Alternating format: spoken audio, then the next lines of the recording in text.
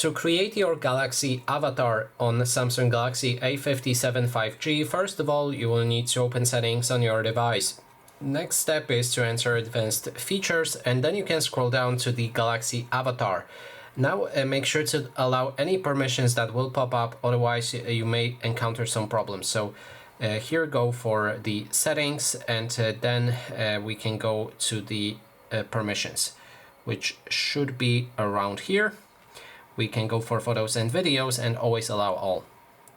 Now when that's ready, we can go for a Galaxy avatar, click on this plus button, and then you can select the base preset for your avatar. Choose whichever option you like, and then you can also create it with the camera, which means you'll be able to take a photo of yourself and then it will try to create that avatar based on the photo.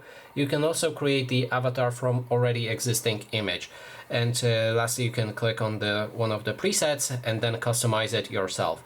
When it's ready, you can save it, and that way your avatar will be created. And that is basically everything. Thanks so much for watching.